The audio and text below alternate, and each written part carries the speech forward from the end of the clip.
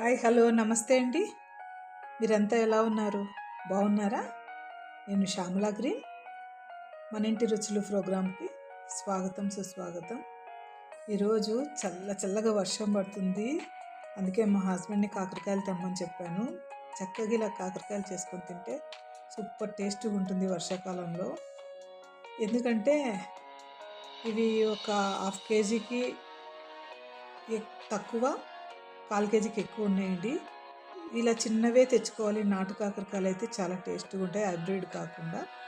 వీటిని నిలువుగా ఇలాగ కట్ చేసి లోపల ఉన్నది మొత్తము విత్తనాలు తీసేయాలి. మరీ లేతగా ఉంటే మనం మసాలాలో మిక్స్ చేసి కూడా పెట్టుకోవచ్చు. ఒకవేళ లేదు, కొంచెం విత్తనాలు ముదురుగా ఉన్నాయంటే మనం మసాలా పెట్టడానికి ప్లేస్ ఉండదు కాబట్టి లోపల ఉన్న ఈ విత్తనాలను కొన్ని పుచ్చు పట్టి ఉంటాయండి. కాకరకాయ బాగున్నా కూడా విత్తనాల దగ్గర పుచ్చు పట్టి ఉంటుంది. అలాగ చూసి ఇలాగ మొత్తం నీట్గా తీసేసుకొని కొంచెం ఉప్పు వేసి అన్ని కాయలు ఇలాగే కట్ చేసేసుకున్నాను. పైన తొక్క అయితే ఏం పెద్ద లావు కాయలు కాదు కాబట్టి తొక్క ఏం తీయలేదు. ఇలాగ ఉప్పు వేసి ఒక 5 మినిట్స్, ఒక 10 మినిట్స్ దాకా అలాగే వదిలేసామంటే మనం కాయ లోపల ఉన్న వాటర్తో కాయ తడుస్తుంది, మెత్తగా అవుతుంది. అప్పుడు ఇలాగా గట్టిగా మనం ఒత్తుతూ ప్రెస్ చేస్తూ వాటిలో ఉన్న రసాన్ని అంతా తీసేసుకోవాలి. ఎందుకంటే కాయ అంతా మనం తినేస్తున్నాము కాకరకాయని. ఇంకా ముక్కలు చేసి వేరే మసాలా ఏం కలపట్లేదు. లోపల మసాలా కూరి మనం ఫ్రై చేసుకొని తింటున్నాం కాబట్టి కాయ చేదు ఉంటే పిల్లలు తినరండి. ఇలాగ చక్కగా మనం కొంచెం గట్టిగా బలం ఉపయోగించి కాయలన్నీ ఉప్పు వేసాం కదా, ఆటోమేటిక్గా మనం మరీ ఎంత ప్రెస్ చేయాల్సిన పని లేకుండానే వచ్చేస్తుంది. రసం వచ్చేసినాక అన్నీ అలాగ తీసి పెట్టేసుకొని డీప్ ఫ్రై కాదండి, ప్యాన్ ఫ్రై కొంచెం ఒక 2 పప్పు గంటలంతా ఆయిల్ వేసుకోవాలి. ఒక 50 గ్రామ్స్ లేదా ఒక 40 గ్రామ్స్ అంత ఆయిల్ వేసేసుకొని ఈ కాయలన్నీ మనం ఒక్కొక్కటిగా ఇలాగ రసం అంతా పిండేసుకొని చూడండి. ఇంకా పిండి అన్ని పక్కకు పెట్టుకున్నా కూడా మళ్ళీ ఇంకా వస్తుంది.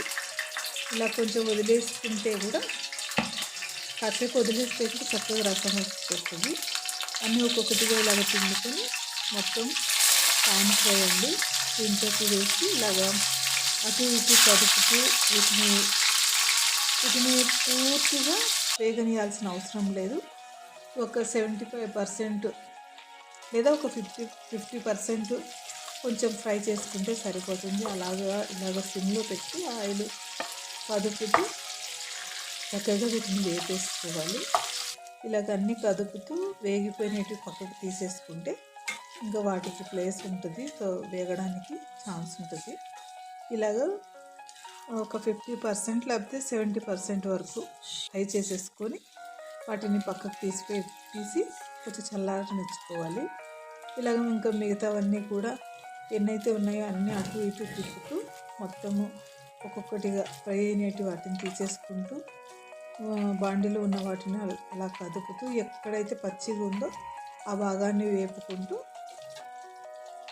తీసేసుకోవాలి. అన్నీ తీసి కొంచెం చల్లారనివ్వాలండి. ఇప్పుడు మనం మసాలా తయారు చేసుకుందాం. శనక్కాయ విత్తనాలు ఒక పెద్ద కప్పుకి ఒక 10-12 దాకా ఎండుమిర్చి, ఒక చిన్నుల్లిపాయ, కొంచెం చింతపండు మొత్తం రెబ్బలు క్లీన్ చేసి పెట్టుకున్నాను. ఒక అరకప్పు శనక్కాయ విత్తనాలు ఫుల్ కప్పు తీసుకుంటే అరకప్పు ధనియాలు తీసుకోవాలి.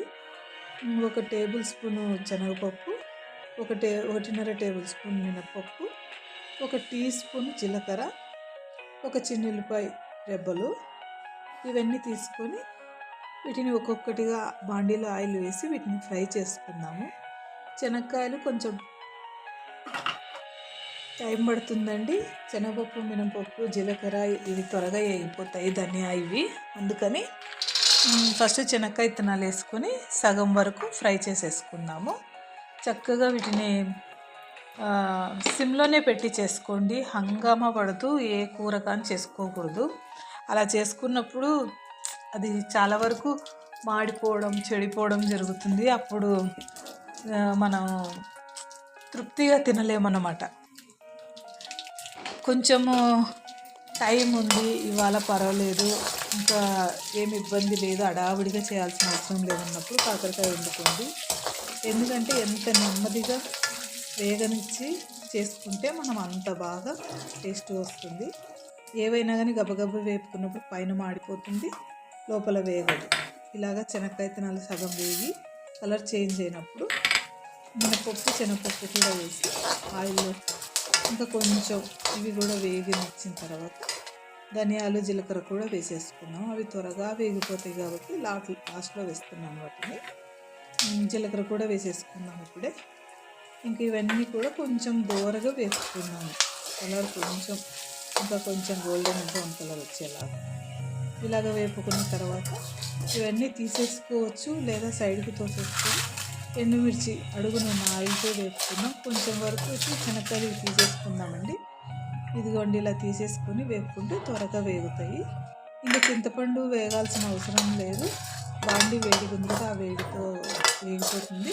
స్టవ్ కట్టేసుకొని దీన్ని కూడా ఇలా కొంచెం వేసుకొని ఇంకా అన్నీ ఇందులోనే వేసేసుకొని అన్నీ చల్లారనిద్దాము. కాస్త బాగా చల్లారితే మిక్సీ పట్టేటప్పుడు మిక్సీ గిన్నె హీట్ ఎక్కకుండా ఉంటుంది.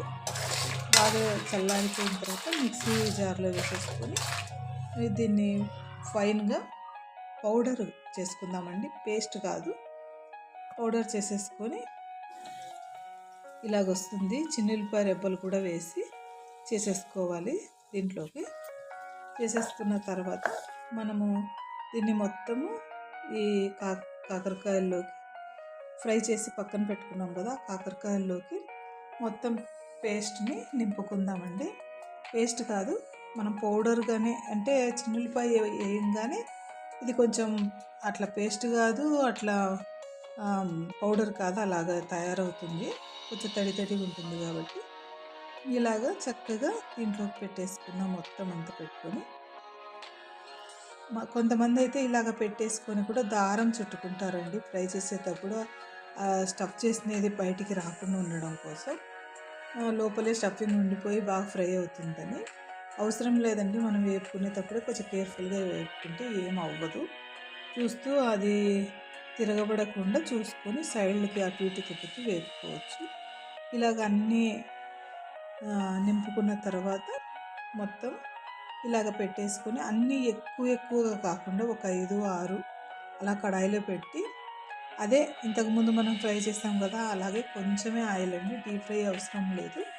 కొద్దిగా ఆయిల్తోనే ఒక 4, 3, 2 అట్లా కొంచెంగా మనం వేపేసుకోవాలి. ఇంకా మళ్ళీ కాకరకాయలు వేపిన ఆయిల్ ఇంకా మనం ఏమీ చేసుకోలేమండి, చేదుగా ఉంటుంది కొంచెం.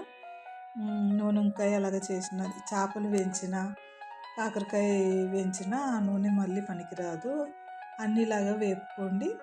చక్కగా వేగిపోయినాయి కదా, అస్సలు చూడడానికి ఎంత దోరగా, ఎంత అసలు మా అబ్బాయి అయితే ఉట్టివే తినేస్తాడండి, అన్నంలోకి కూడా కాదు, అంత టేస్టీగా ఉంటుంది, చాలా టేస్టీగా ఉంటుంది. ఇలాగా నింపుడు కాకరకాయ చేసుకొని పప్పుచారు అన్నంలోకి కానీ, సాంబార్ అన్నంలోకి కానీ, పులిహార లాంటి అన్నాల్లోకి కానీ చాలా టేస్ట్గా ఉంటుంది. చపాతీ, జొన్న రొట్టె లాంటి వాటిల్లో కూడా తినచ్చు, చాలా టేస్ట్గా ఉంటుంది. ఎక్కడన్నా టూర్లకు వెళ్ళేటప్పుడు ఇలా చేసుకొని వెళ్తే వారం వరకు కూడా ఇది చెడిపోదు. చాలా స్టోరేజ్ చేసుకోవడానికి కూడా వీలవుతుంది, వారం రోజుల వరకు. మనము చూసారా అండి ఎంత ఎంత కలర్ఫుల్గా ఎంత బాగుందో, స్మెల్ కూడా అద్దరిపోతుంది, తింటే ఇంకా చాలా సూపర్గా ఉంటుంది. మీరు కూడా ఇలాగే చేసుకొని తిని చూసి కామెంట్ ద్వారా ఎలాగుందో నాకు తెలియపరచండి. లైక్ చేయండి, షేర్ చేయండి, సబ్స్క్రైబ్ చేసుకోవడం మర్చిపోకండి, బెల్ ఐకాన్ పెట్టండి. మేము ఇలాంటి టేస్ట్లు ఎన్నో ఎంజాయ్ చేస్తాం కాబట్టి మీతో కూడా షేర్ చేసుకోవాలని ఈ వీడియో నేను చేస్తున్నాను. తప్పకుండా చేసుకొని కామెంట్ ద్వారా ఎలాగుందో నాకు తెలియపరచండి. Thank you for watching.